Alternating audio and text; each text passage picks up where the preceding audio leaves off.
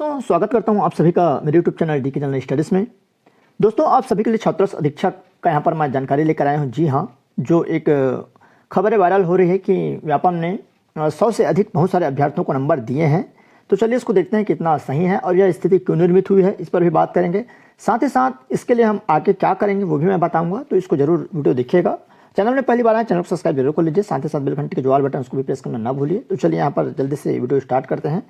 हाल ही में 30 तारीख को यहाँ पर 30-31 को रिजल्ट जारी हुआ था छात्र अधीक्षक का। तो बहुत सारे अभ्यर्थी कंफ्यूज में थे कि भाई ये जो रिजल्ट जारी किया गया है किस हिसाब से जारी किया गया है। केवल नंबर बस जारी कर दिया गया है कि आपको इतना नंबर मिला है, ना इसमें आपका कैटेगरी रैंक बताया गया है, ना ओवरऑल, ना तो टॉप 10, ना ही यहाँ पर आपका जो मेरिट सूची जारी होता है वो। तो इससे किसी को पता ही नहीं चल पा रहा कि भाई मेरा सिलेक्शन हुआ है कि नहीं हुआ है।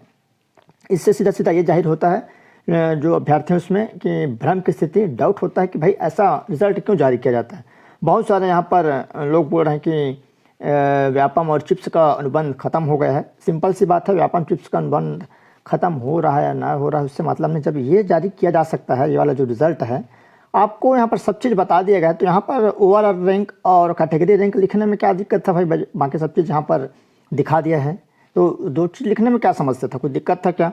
जब भाई ये रिजल्ट जारी कर सकते हैं तो एक सूची, जो मेरिट सूची आता है, 3 लाख अगर अभ्यर्थी दिलाए हैं तो 1 नंबर में कौन है, कितना नंबर पाए, 2 में कितना पाए हैं, ऐसा सूची निकाल दे। सिंपल सी बात है, ये जो भ्रम की स्थिति है। और साथ ही साथ अभी जो फेसबुक और सोशल मीडिया में वायरल हो रहा है कि भाई यहाँ पर 118 नंबर किसी को मिला है, तो इसमें आपको 118 नंबर देखने को मिला है, किसी को 105 नंबर। तो ये भी क्या सही है, इस पर भी बात करेंगे। और ऐसा स्थिति पहली बार कन्फ्यूज़न हुआ है व्यापम में, जो सीधे सीधे व्यापम को यहाँ पर लोग डाउट कर रहे हैं कि व्यापम में भी फर्जी होना स्टार्ट हो चुका है। स्वाभाविक सी बात है, अगर आप रिजल्ट सही से क्लियर नहीं करेंगे, डिक्लेयर नहीं करेंगे, तो ये मैसेज जरूर लोगों में जाएगा। क्यों? क्योंकि आप तो यहाँ पर सभी का नंबर विभाग को दे दोगे, उसके बाद विभाग किसका सिलेक्शन कर रहा है, किसका नहीं कर रहा है, ये किसी को पता नहीं चल पाएगा।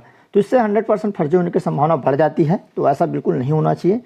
जो भी एजेंसियाँ हैं, चाहे व्यापम हो, PSC हो, तो हमेशा काम ऐसा करो कि लोग आपको बिल्कुल भी आपके ऊपर डाउट ना करे, बिल्कुल भी अभ्यर्थियों में यह रोष ना रहे कि भाई व्यापम भी ऐसा कर रहा है। क्योंकि PSC में तो किसी को विश्वास रहा नहीं, शुरू से नहीं रहा है, और हम लोग भी देखते आ रहे हैं। वैसे ही आज की डेट में व्यापम की स्थिति होने जा रही है।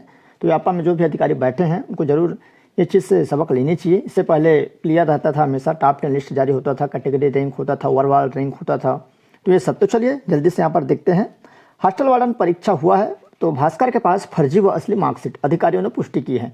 तो अभी ये सोशल मीडिया पर वायरल चल रहा था कि 118 नंबर मिला है। बिल्कुल सही बात है कि यहाँ पर 118 नंबर दिखा रहा था 100 अंकों में, और यहाँ पर भी इस तरह से, तो उसको मैं नहीं दिखा रहा हूँ। तो चलिए इसमें क्या छपा है उसको अपन देख लेते हैं। तो फाइनल रिजल्ट में एक अभ्यर्थियों के 100 में 118 नंबर, व्यापम बोला वायरल मैसेज फर्जी। ठीक, तो चलिए पिछले साल हुई यहाँ पर हॉस्टल वार्डन की परीक्षा के नतीजे 30 यहाँ पर दिसंबर को जारी कर दिए गए थे। लेकिन इस परीक्षा के नतीजों को लेकर सोशल मीडिया में कई प्रकार की भ्रामक सूचनाएं प्रसारित होने लगी है। दरअसल सोशल मीडिया के माध्यम से भास्कर को अभ्यर्थी का रिजल्ट प्राप्त हुआ। इस रिजल्ट के साथ एक मैसेज भी वायरल हो रहा था जिसमें वार्डन भर्ती प्रक्रिया पर धांधली के आरोप लग रहे थे। कई अभ्यर्थी व्यापम की परीक्षा पर सवाल उठा रहे थे। रिजल्ट मिलने के बाद भास्कर ने उन वायरल रिजल्ट को व्यापम के अधिकारियों को भेजा। जिस अभ्यर्थी के नाम से रिजल्ट वायरल हो रहा था, कुछ ही देर में उस अभ्यर्थी का असली रिजल्ट भास्कर को प्राप्त हो गया। ठीक है, अच्छी बात है, आपको प्राप्त हो गया, आपने यहाँ पर दिखा दिए। उसके बाद यहाँ पर देखेंगे भास्कर को प्राप्त हो गया। इस रिजल्ट में साफ दिख रहा था कि वह अभ्यर्थी पास ही नहीं हो पाया, जबकि वायरल रिजल्ट में अंकों में काट छाट कर उसे पास और कुल अंक 118 नंबर दिखाई दे रहा था।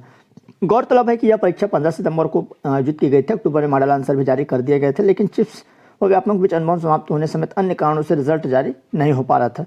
यह परीक्षा जुलाई से अक्टूबर के पहले सप्ताह तक आयोजित की गई थी। इसमें बड़ी संख्या में लोग यहाँ पर आए थे। तो चलिए यहाँ पर ये जो मैसेज था कि बहुत सारे ऐसे लोग थे जो देखिएगा यहाँ पर फर्जी रिजल्ट के साथ एक मैसेज वायरल हो रहा है। इसमें लिखा है कि व्यापम में आयोजित छात्र अधीक्षक पेपर 100 नंबर का था। इसमें 10 प्रश्न लिपित किए गए थे। इसके बाद 90 प्रश्न बचे, लेकिन कुछ अभ्यर्थियों को 102, 105, 110, यहाँ तक 118 नंबर भी प्राप्त हुए हैं। उस रिजल्ट के पेपर में पेपर 1 जो कंप्यूटर, उसमें 79 अंक और पेपर 2 में 70 नंबर लिखा था।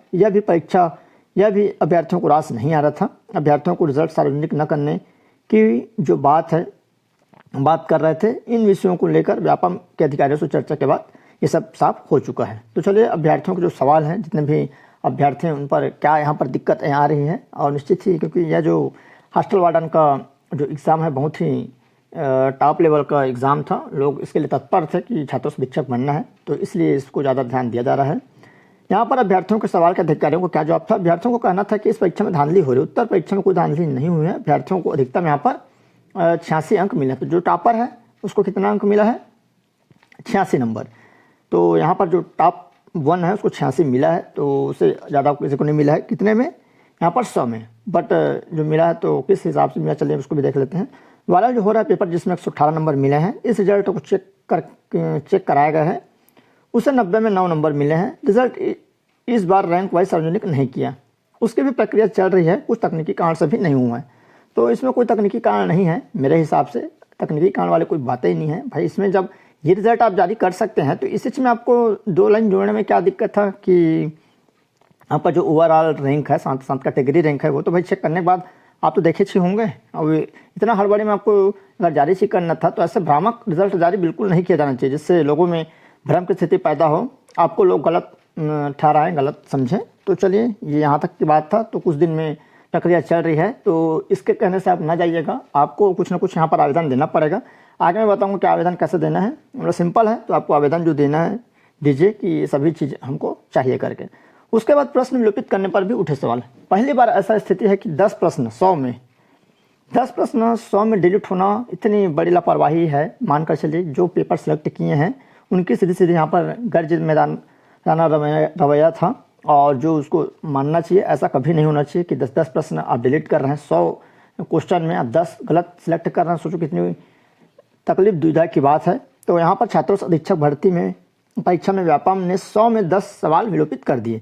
90 प्रश्नों के आधार पर मूल्यांकन हुआ और सोमवार को उसके नतीजे जारी किए। करीब 3 महीना पहले यह आयोजित किया गया था। इसमें 3.5 लाख अभ्यर्थी शामिल हुए थे। इसमें भी गलत सवाल पूछे जाने को लेकर सवाल उठ रहे हैं। बिल्कुल उठेगा 100%। आपने जो गलत सवाल यहाँ पर सिलेक्ट किए हैं उनसे आपकी ही लापरवाही है। जानकारों को कहना है कि परीक्षा में 10 सवाल या उसके विकल्प गलत थे, इस वजह से उन्हें विलोपित किया गया है।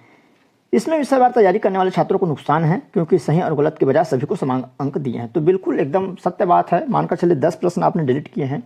ऐसे भी अभ्यर्थी हैं जो उनका उसमें से 7-8 सही रहता, जो आज के डेट में डिलीट हो गया है। और डिलीट होने की वजह से जितने भी यहाँ पर अभ्यर्थी बैठे हैं, मानकर चलिए 3 लाख अभ्यर्थी बैठे हैं, तो 3 लाख को बराबर अंक उसको दिया गया है। वो जो डिलीट हुआ अंक सभी को बोनस मिल गए हैं।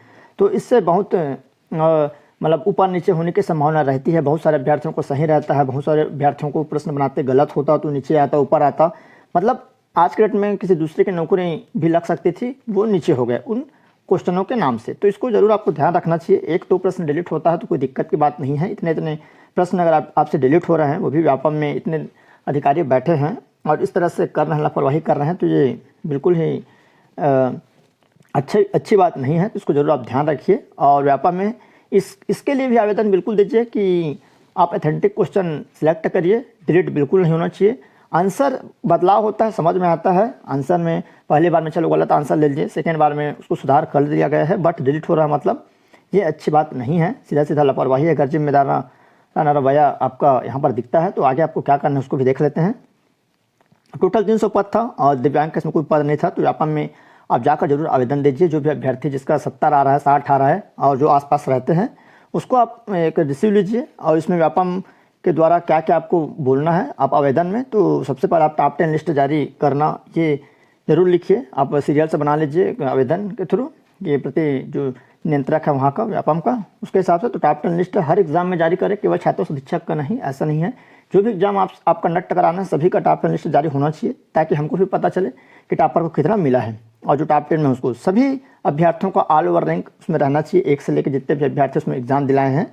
और सभी अभ्यर्थियों का जो भी एग्जाम दिलाए हैं कैटेगरी रैंक होना चाहिए, ताकि वो अपना जान सके कि भाई मेरा सिलेक्शन हुआ है कि नहीं। क्यों? क्योंकि व्यापम का काम है रिजल्ट जारी करना और मतलब एग्जाम कंडक्ट कराना और रिजल्ट जारी करना। तो आप मेरिट सूची जरूर वहाँ से बना दीजिए, ताकि हम अपना यहाँ पर चेक कर ले कि भाई हमारा सिलेक्शन होगा कि नहीं होगा। हमको यहाँ पर पता चल जाता है कि भाई हमारा सिलेक्शन हो चुका है। विभाग हो सकता है 2 महीना बाद यहाँ पर जारी करे, 3 महीना जारी करे, 4 महीना, तो हम ऐसे बैठे नहीं रह सकते।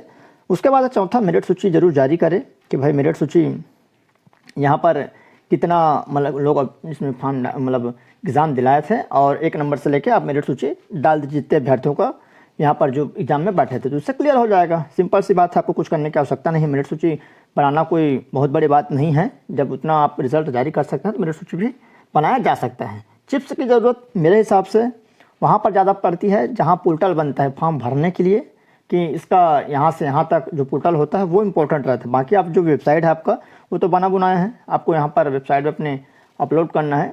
तो अब वैसे भी आज के डेट में सुनने को मिल रहा है कि चिप्स का अनुबंध लगभग हो चुका है, तो इस हिसाब से तो इसको ज़रूर आप ध्यान रखें।